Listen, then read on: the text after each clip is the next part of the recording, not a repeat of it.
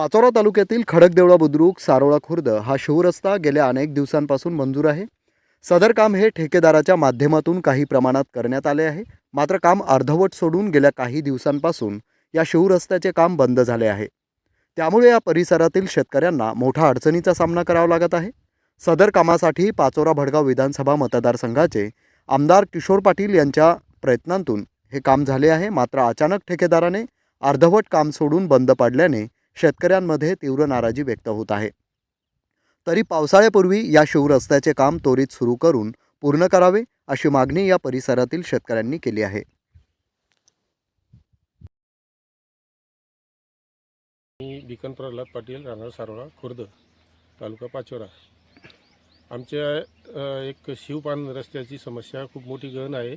माननीय कार्यसम्राट आप्पासाहेबांनी 1 किलोमीटर रस्ता मंजूर करून दिलेला आहे आम्हाला, परंतु त्याचं काम अपूर्णतः याच्यात राहिलेलं आहे. त्यामुळे आमच्या समस्या अर्धवट कामं झाल्यामुळे पूर्ण आणखी समस्यांची वाढ झाली आहे. पूर्णतः हा रस्ता एकदा आणखी परत क्लिअर व्हावा आणि मागील पुढील सगळ्या शेतकऱ्यांना याचा फायदा व्हावा, यासाठी मी आप्पासाहेबांना विनंती करतो की 1 किलोमीटर जो रस्ता आहे तो त्याला त्वरित मंजुरी द्या किंवा त्याला कोणत्या बळीराजा स्कीममध्ये का सेना टाकून आम्हाला पावसाळ्यापूर्वी त्याचं पूर्ण निराकरण व्हावं, ही माझी विनंती. किती किलोमीटरचा होता, किती काम झालेलं आहे? हे एकूण क्षेत्र आमचं सारोळा ते आपलं सारोळा तर खडदेवळा शिवरस्ता हा 2 किलोमीटर रस्ता आहे, परंतु 1च किलोमीटर मंजूर आहे. त्यातही एक नाला आहे. त्या नाल्यामध्ये एक मोरीची किंवा एखाद्या पुलाची, छोट्या मोठ्या पुलाची आवश्यकता आहे. परत एक खाजगी शेतकऱ्याकडून आमचा वापर असल्यामुळे आम्हाला ते चांगले जाऊ दे म्हणजे वापर करू देतात, त्यामुळे आम्हाला ते थोडं सोयीस्कर आहे. परंतु समजा त्यांनी जर आमचा रस्ता बंद केला तर आम्ही जायचं कुठून आणि कसं जायचं यावर आम्हाला चिंता आहे.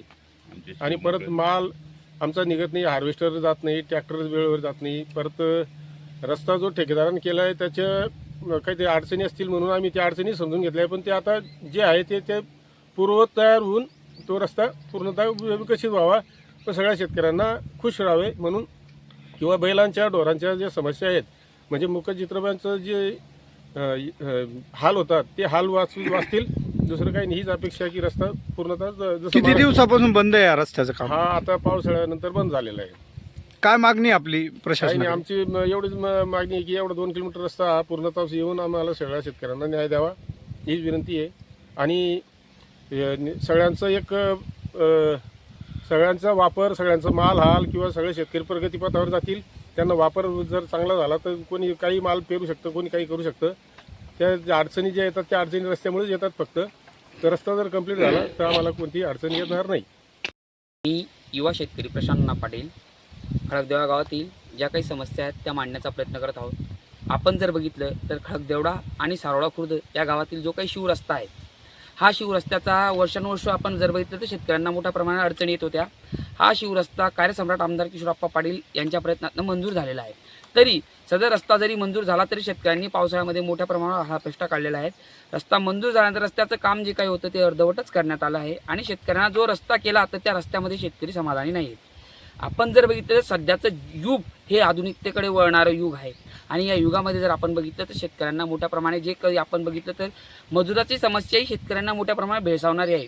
आता यंत्रसामुग्री निघाली आहे तर शेतकऱ्यांचं असं वैयक्तिक मत आहे की या रस्त्याने त्यांचे मोठमोठी यंत्र अवजारे ही शेतीपर्यंत पोहोचली पाहिजे, जेणेकरून शेतकऱ्यांचे जे काही माल काढणी वगैरे असतील त्या समस्या अतिशय सोप्या आणि सुलभतेने होतील बुवा, कुठल्याही प्रकारे अडचणी येणार नाही.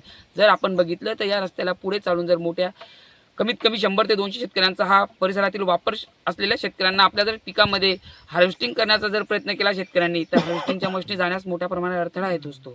हा अडथळा सुद्धा त्यांना भविष्यात येऊ नये आणि रस्ता जर एकचदा होतोय तर त्याचा व्यवस्थितपणे मोजमापणी करून आणि शेतकऱ्यांचं समाधान होईल बा अशा प्रकारे हा रस्ता झालेला पाहिजे.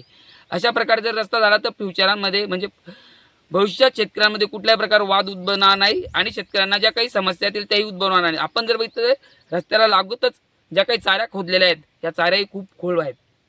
या चारांचंही व्यवस्थित काँक्रिटीकरण करण्यात आलं पाहिजे, जेणेकरून मोठ्या प्रमाणावर जो काही कुठे फ्युचरमध्ये अपघात होईल, भविष्यात अपघात होईल, तो अपघात सुद्धा होणार नाही बुवा. नाहीतर या अशा अपघातामुळे शेतकऱ्यांना जीवित आणि वित्तीय हानी दोन्ही प्रकारच्या हानी होऊ शकतील. आणि आपण जर बघितलं तर अवकाळी आणि नैसर्गिक आपत्ती इतक्या मोठ्या प्रमाणावर येतात शेतकऱ्यांवर. अति जास्त पावसामुळे शेतकऱ्यांना दिवसेंदिवस रस्त्याच्या समस्या या आपल्याला उद्भवताना दिसत आहे. आपण जर बघितलं तर या रस्त्याने शेतकऱ्यांना कुठेही प्रकारे पायी चालण्याला सुद्धा अवघड होत आहे.